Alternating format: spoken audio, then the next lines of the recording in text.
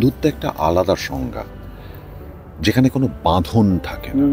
কি বলবো আর এই নিয়ে, আমরা তো ভীষণ ঝগড়া মারপিটের সম্পর্ক আমাদের।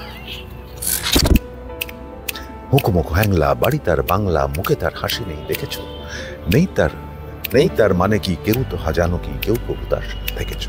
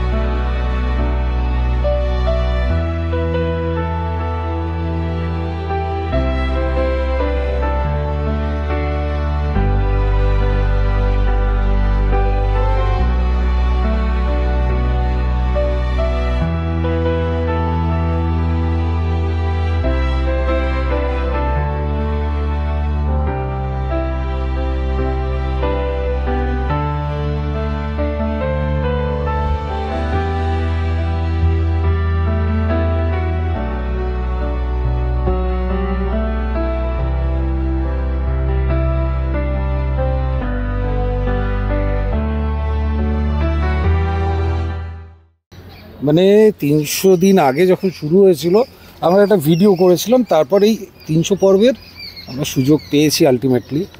এখানে দুজন বসেছেন, কমলিনী আর স্বতন্ত্র। তাদেরকে এনসার্কেল করে আমি বেশ কিছুক্ষণ ধরে দেখছি। এর আগে দুটো ইন্টারভিউ হয়ে গেছে। একটা প্রজাপতি না বনবন করে পাক খাচ্ছে, আসলে বোধ হয় জানি না, এই যে এখনই গেল, মানে ঘুরছে অনেকক্ষণ ধরে। বয়সে হলে বোধ হয় প্রেমে পাক ধরে, তাই তো? আমার মনে হয় সঠিক প্রেমটা, ভালোবাসা যেটাকে বলে, সেটা বোধ হয় বয়সেই হয়। কারণ তখন না শরীরটা সেকেন্ডারি হয়ে যায়। তখন ভরসাটা একে অপরের প্রতি, যে মানসিক ভরসা, একে অপরের প্রতি যে দায়বদ্ধতাটা, সেটা বেশি ইম্পর্টেন্ট হয়। অল্প বয়সে জাস্ট উল্টোটা হয়, মানে ইম্পালসটা অনেক বেশি কাজ করে। অল্প বয়সের ভালোবাসায় কোথাও একটা লাস্ট যোগ করে, যেটা কিন্তু পেছনে আপনারা দেখতে পাচ্ছেন দুজনের মাঝে। আমি অনেকক্ষণ ধরে দেখেছি, তাই বলছি। তো বিয়ে হয়ে গেল, তো এই পরিণত বয়সের ভালোবাসার ডেপথটা অনেক বেশি। বিয়েটা না জানিয়ে হলো তখন, যখন প্রথম শুনেছিলে সই করার সময় পার্বতীকে বিয়ে করছে, তখন কি মানে একটু জেলাস ফিল হয়েছিল? হ্যাঁ নিশ্চয়ই, কিন্তু সবসময় কমলিনী চেয়েছে যে নতুন যাতে সেটেল করে, ওর যাতে সংসার হয়।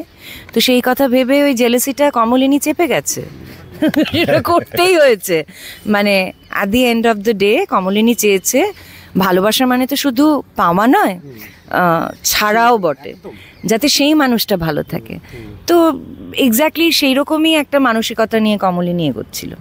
হয়তো ওইটার পরে আরো বেশি বুঝতে পেরেছে কমলিনী যে স্বতন্ত্রকেও কতটা ভালোবাসে, কতটা বেশি ভালোবাসে।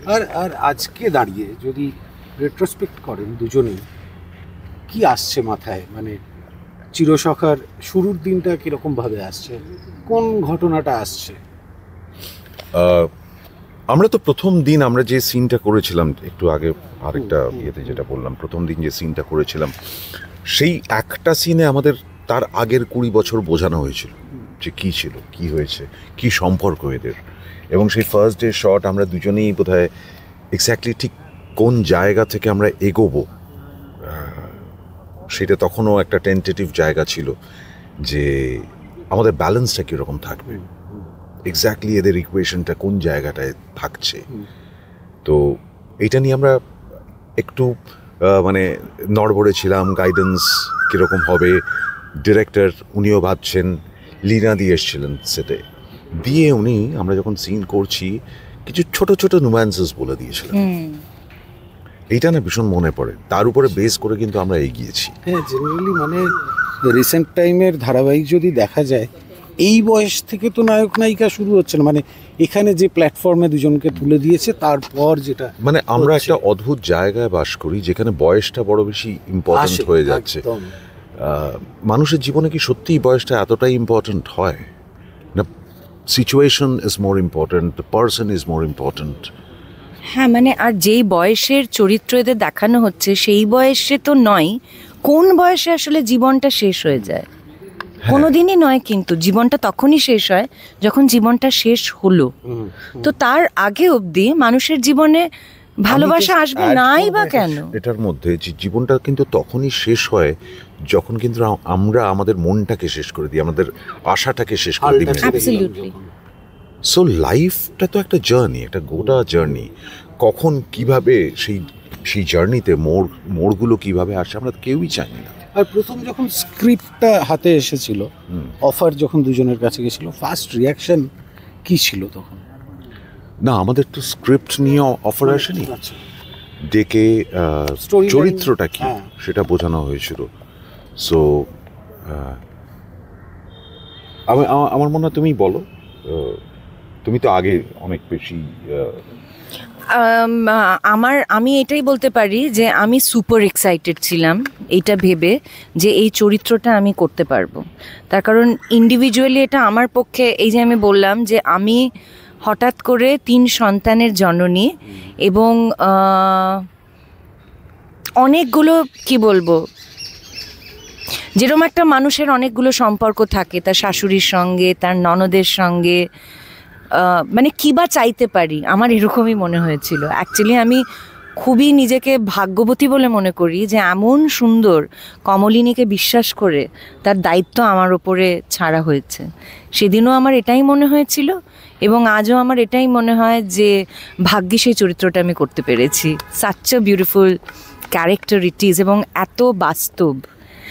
আর এদের কথা আমরা কখনো ভাবি না, ওই যে আমি কেনই বা ভাববো না, মানে আমার এটা শুনলে খুব অদ্ভুত লাগে যে একটা বয়সের পর কি মানুষের জীবন থেমে যায়? তা তো নয়। তাহলে এদেরই বা থামবে কেন? এদের ক্রাইসিস নিয়ে কে ভাববে? কেউ কি ভাবে না? তো সেই ভাবনা চিন্তাগুলো যে করা হয়েছে, এবং দেখুন লোকেদের এত ভালো লাগছে কেন, তার কারণ এই চরিত্রগুলোকে কিন্তু মানুষ রিলেট করতে পারছে।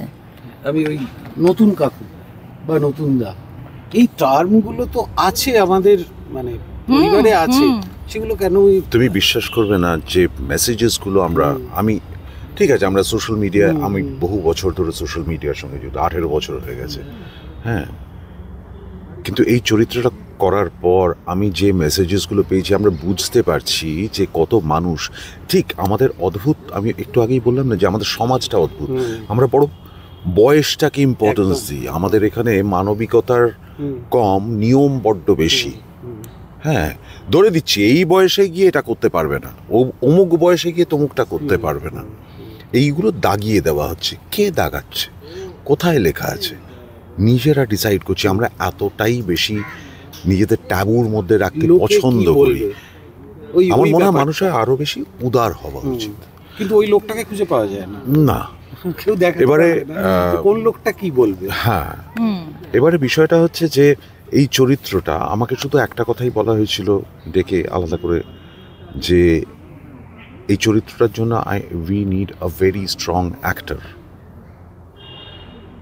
সো এটা আমার কাছে খুব বড় পাওয়া ছিল যে স্ট্রং অ্যাক্টর হিসেবে কাউকে আমাকে কনসিডার করা হচ্ছে। সো ন্যাচারালি দায়িত্বটাও বেড়ে গেছিলো। তারপরে তো চরিত্র এক্সপ্লেন করা হলো, ভাবনা চিন্তা হলো, তারপরে উই স্টার্টেড অফ, এবং তারপর বলবো একটু একটু করে ইনপুটসগুলো আসতে থাকলো। আমরা যখন সিনস করছি সে সময় আমাদের ডিরেক্টর দিগন্ত বা লীনাদি যখন ফ্লোরে থাকতো, সিনস দেখে শৈবালদা, ওগুলো আমাদেরকে খুব হেল্প করেছে। কারণ একদম প্রথম দিন তো আমরা ওই সুদীপদা যেটা বললো, মানে কিন্তু অন্ধকারে হ্যাঁ, লিটারেলি কিন্তু তারপরে যে গাইডেন্সটা আমরা পেলাম, লীনাদি ফ্লোরে এসে বলেছিলেন যে চরিত্রটা না অনেক দায়িত্ব নিতে নিতে এ অত সোজা হয়ে দাঁড়াবে না, এ না ঘাড় ভেঙে গেছে ধরে নাও, 3টে বাচ্চাকে মানুষ করে। সো দিস থিংস, এগুলোকে ভাবতে ভাবতে মানে কি বলবো, আমরা মালা গাঁথতে শুরু করি এবং আস্তে আস্তে আস্তে এখন অব্দি এই স্তক দেখছি যে একটা সুন্দর বেশ মালা তৈরিও হচ্ছে। লীনা গঙ্গোপাধ্যায়ের প্রসঙ্গে আসছি, যে ওই ভদ্রমহিলা কি করছেন, মানে স্ক্রিপ্টে আমরা দর্শকরা চমকে যাচ্ছি। অভিনেতা হিসেবে দুজন মানে কতটা চমক প্রত্যেক দিন আসে, মানে গল্পের মোড় নানান রকমভাবে ঘুরছে। আমরা নিজেরাও স্পেকুলেট করতে পারি না যে কি হতে চলেছে পরের দিন, গল্পটা কিভাবে নিয়ে যাবে। আমরা একটা ভাবি যে আচ্ছা এই আজকে এরকম স্ক্রিপ্ট এলো, তাহলে এটা কোথায় যাচ্ছে, স্পেকুলেট করার চেষ্টা করি, কিন্তু অনেক সময় চমকে যাই যে এক্স্যাক্টলি। যেমন আমি বলছি আমাদের যে বিয়ের সিকোয়েন্স, যেহেতু আমি যখন আমাদের এই সিরিয়ালটা চলছে, ধরো 200 এপিসোডের যেই সময়টা দাঁড়িয়ে, সেই সময় এদের আবার সম্পর্ক, সেটার আবার পরিণতি হয় কি না, এদের বিয়ে হওয়া উচিত নয়, এরকম একটা সোশ্যাল মিডিয়াতে চলছিল, ভীষণ আলোচনা চলছিল, এদের বিয়ে হওয়া উচিত নয়। ইনফ্যাক্ট আমরা নিজেরা যখন আলোচনা করেছি, জিনাদি যখন জিজ্ঞেস হয়েছে আপনারা কি মনে করেন, এদের কি বিয়ে হওয়া উচিত না, আমার মনে আছে আমি বলেছিলাম না, বোধহয় এদের দুজনের যে সম্পর্কটা, সেখানে বিয়েটা হওয়া উচিত নয়। এমন সিচুয়েশন তৈরি হলো যে তখন লোকেরাই বলছে এদেরই বিয়ে হওয়া উচিত। এইটা কোথাও একটা মানে কি বলবো, this is magic, Artistry, this is pure magic. Magic. একদম this is what art is, art form is. Art form সবসময় চমকে দেয়, একদম ক্রিয়েটিভিটি। আর আমি বলবো যে অফকোর্স এটা তো স্টোরি লাইন, আমাকে যেটা ভীষণ আনন্দ দেয় সেটা হচ্ছে গিয়ে লাইনস।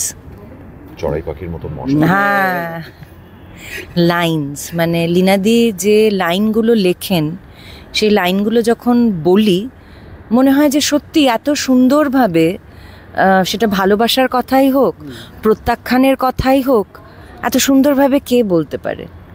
তো সেইগুলো ভীষণ কি বলবো, বেগ পেতে হয়, কিন্তু অ্যাট দ্য সেম টাইম খুব ভালো লাগা দেয় যে এইটাকে আমি কত সুন্দরভাবে, এটাকে আমি ডেলিভার করে যেন এটার প্রতি জাস্টিফিকেশনটা যেন হয়। মানে আমি মুগ্ধ হয়ে দেখি ওর পারফরম্যান্স। না না না শি ইজ ব্রিলিয়ান্ট। আসলে বোধহয় নিজের কাজের মধ্যে ওই আবেগটা থাকলে, নিজের মনটা থাকলে, ওই যে যেটা উনি বলছেন যে আমার জন্য এই লাইনগুলো, আর একজনের, আমি সুদীপদার এই যে গলাটা, আমি দীর্ঘদিনের ফ্যান, এই গলার জন্য আলাদা কিছু করতে হয় না না, এটা একেবারেই মন্ত্র, মানে এই নিচে কিভাবে নামে। না, নিচে উপরের ব্যাপার নয়। আমাদের পরিবারের, আমাদের ফ্যামিলি লাইনে আমার 2 দাদা, বাবা, আমার খুড়তুতো ভাই, সকলেরই মোটামুটি কাছাকাছি সিমিলার গলা, কথা বলার ধরনটা আলাদা। এরপরে আমি যেহেতু একটা শিল্পের সঙ্গে যুক্ত আছি, যেখানে গলাটা ইউজ করতে হয়, সেটা আমি হয়তো নানান রকমভাবে ব্যবহার করতে পারি, সেটা শিখেছি।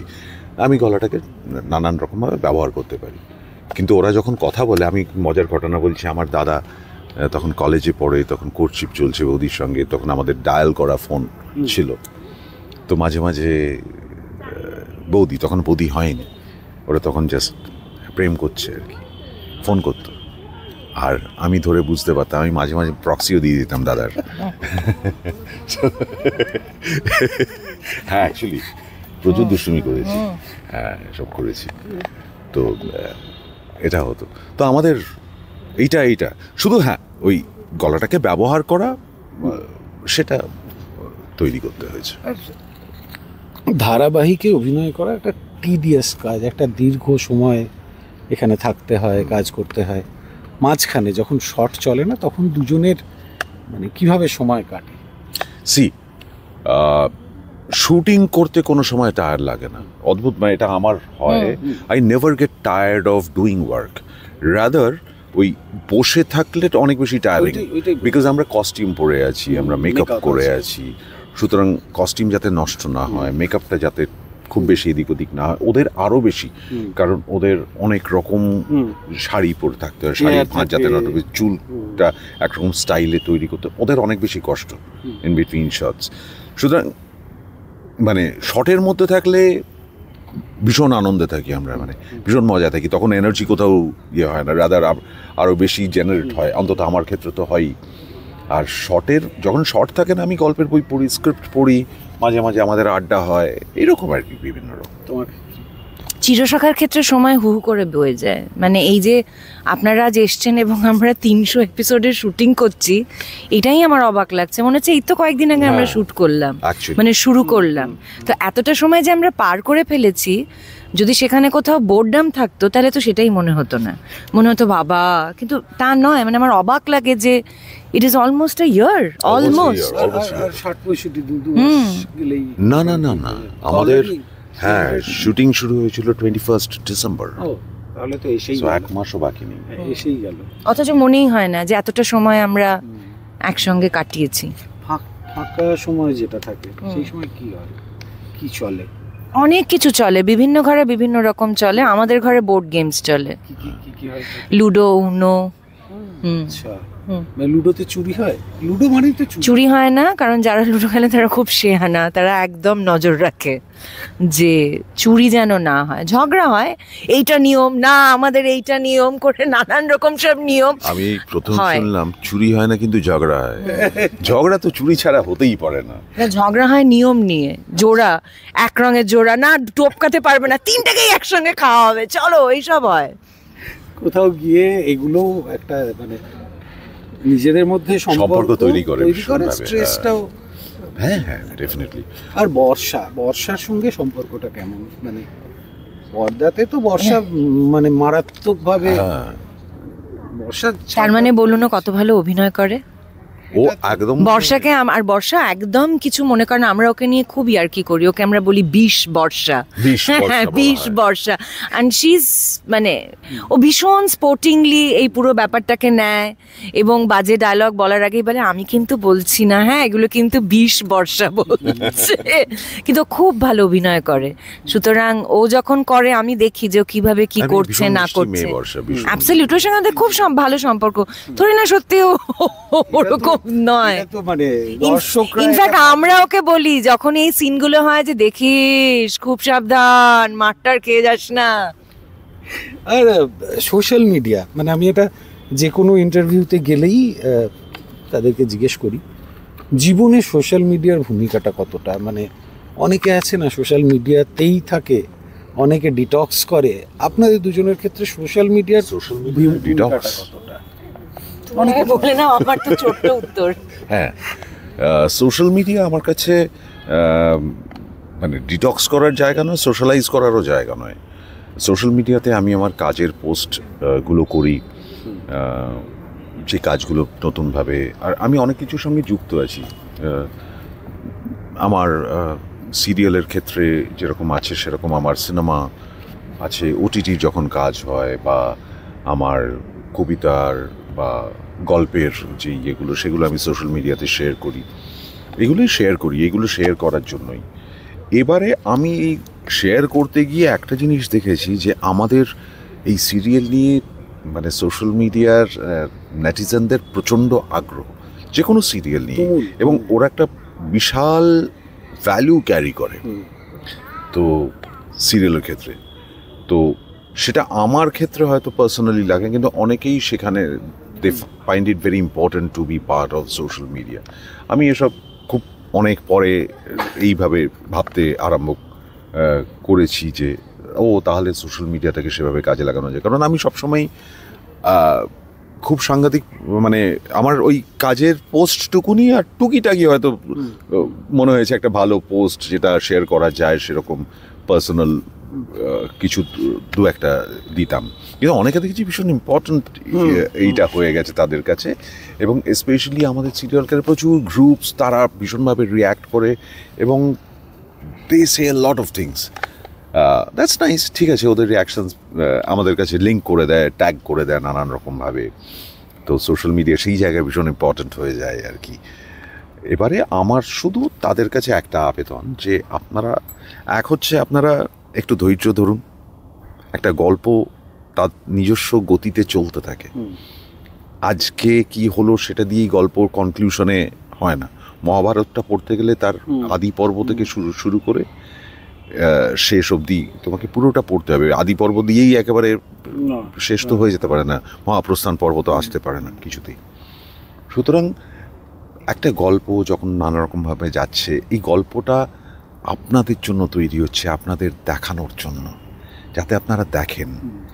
ডু নট, আপনারা প্লিজ কনক্লুশনে পৌঁছে যাবেন না, কারণ সেটা না বোকামো। প্রথম কথা, আপনি জানেন না কিভাবে গল্পটা এগোচ্ছে। আর এই সোশ্যাল মিডিয়াতে আপনারা যেটা মনে করেন তার বাইরে একটা বিপুল পৃথিবী রয়েছে, যেটা সম্পর্কে আপনারা যে রিয়াকশনসগুলো দেন তাতে বোঝা যায় যে সম্পর্কে আপনাদের কোনো আইডিয়া নেই। আপনারা নিজেদের জগতে, নিজেদের কুঁয়োতে বসে আছেন। Come out of that. World is much bigger and much more beautiful. আর ইট ইজ সোশ্যাল মিডিয়া। আমাদের তেমন একটা সামাজিক দায়বদ্ধতা আছে, আমরা যখন বাইরে বেরোই, যে আমরা সমাজটাকে সুন্দর করে রাখবো। সোশ্যাল মিডিয়া তার নিজস্ব একটা সমাজ, একটা জগৎ, সেটাকে নোংরা করবেন না। আপনি একটা জিনিসকে ক্রিটিসাইজ করতে গিয়ে আপনি বুঝতে পারছেন না, আপনি নিজেও জায়গাটা নোংরা করছেন। সীমাটা ড্র করুন। আসলে আমরা বোধহয় সবাই খুব মানে অসংবেদনশীল এবং অধৈর্য হয়ে পড়ছি। হ্যাঁ, কারণ ইউ ডোন্ট নো যে আপনাদের কথা কাকে কিভাবে এফেক্ট করছে। It's a very powerful media, তো so be very responsible about it. আপনার ক্ষেত্রে সোশ্যাল মিডিয়াটা কতটা ম্যাটার? আমি ফেসবুকে নেই, হয়ে গেল। আচ্ছা, ইনস্টাগ্রামে এটা আমার 3 নম্বর অ্যাকাউন্ট, যেটা আমি চলছি। আগেগুলো কি পাসওয়ার্ড ভুলে গেছে? না না, একটাও পোস্ট হয়নি তাতে। তো এটা 3 নম্বর প্রয়াসে আমার একটা, আমি খুব একটা অ্যাক্টিভ নই এবং I am very happy this way. I am connected to real world more. I am connected to nature, I am connected to people. আর সম্পর্ক বলতে কি বোঝায় দুজনের কাছে আলাদা আলাদা করে। যেহেতু চিরসখাটা একটা দারুণ একটা সম্পর্কের গল্প, মানে ব্যক্তিগত জীবনে সম্পর্কর সংজ্ঞাটা যদি আমি জানতে চাই। একটা হচ্ছে পারস্পরিক শ্রদ্ধা, ভরসা এবং দায়িত্ব, এবং সবথেকে ইম্পর্টেন্টলি বন্ধুত্ব, পারস্পরিক শ্রদ্ধা এবং সম্মান এবং বিশ্বাস। আমি শুনছিলাম এর আগেও যারা প্রশ্ন করছিলেন, বন্ধু কি মানে বন্ধুকে বিয়ে করা যেতে পারে, বন্ধু কি স্ত্রী হতে পারে। আপনাদের কাছে আমি একটা প্রশ্ন রাখছি, বন্ধু এই শব্দটাকে একটু অন্যরকমভাবে বললে বধূ হয়, বলা যেতেই পারে। বয়চন্দ্রবিন্দু ধয়স্য, বধূ মানে তো স্ত্রী। বন্ধুত্বটাই তো মূল। বন্ধুত্ব একটা আলাদা সংজ্ঞা। বন্ধুত্ব একটা আলাদা সংজ্ঞা, যেখানে কোনো বাঁধন থাকে না, মনের আদান প্রদানের। তুমি বন্ধুর সঙ্গে সবকিছু, যেটা হয়তো এই যেই মুহূর্তে আমরা একটা নাম দিয়ে ফেলি, সেই মুহূর্তে কোথাও একটা বাঁধন আসে, তার কিছু পজিটিভিটি নেগেটিভিটি, প্রো থাকে কন থাকে। বন্ধুত্বে না আমার মনে হয় কোনো কন থাকে না, ইট ইজ অল প্রো। তবেই সেটা বন্ধুত্ব, যার সঙ্গে সব কিছু শেয়ার করা যায়, মনের সমস্ত কথা। Is your confidante, partners in crime, everything. যে প্রতিটা মুহূর্তে পজিটিভ নেগেটিভ, উপরে নিচে সব জায়গায় যে তোমাকে সাপোর্ট করবে, যার উপর তুমি নির্বিচারে নির্দ্বিধায় ভরসা করতে পারো, সে হচ্ছে বন্ধু। যে তোমার সবটা গ্রহণ করতে পারবে।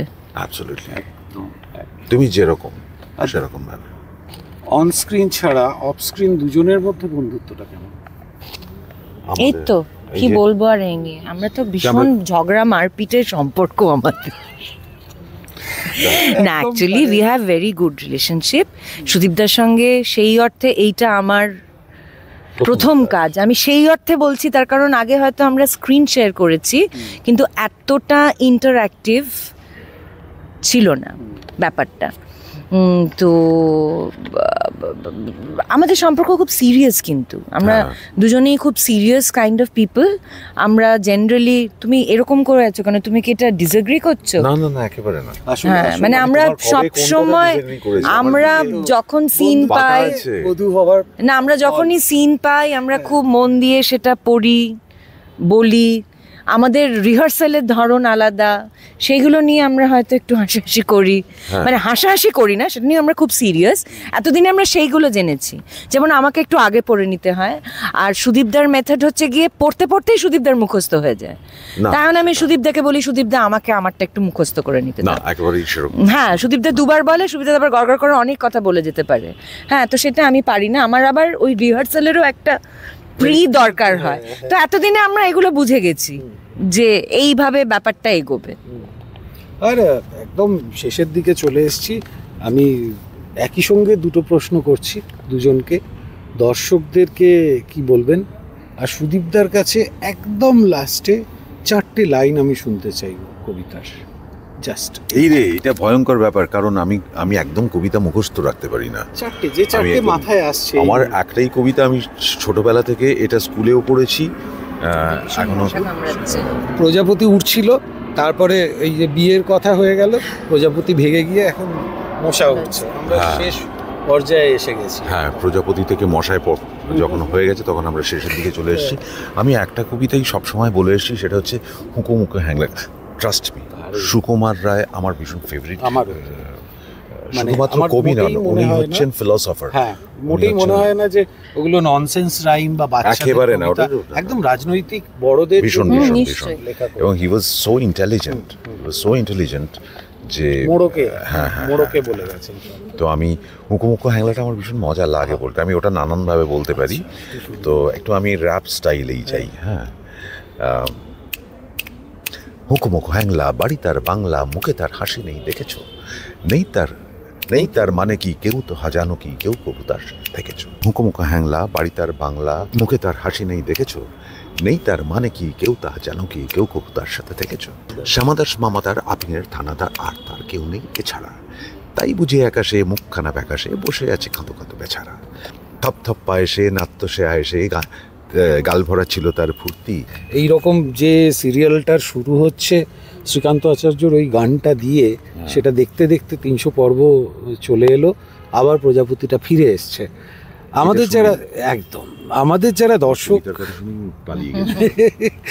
যারা দর্শক তাদেরকে দুজনেই কি বলতে চাই? আপনারা দেখুন চিরসখা, কারণ আপনাদের জন্যই আপনাদের ভালোবাসাতেই আমাদের পথ চলা।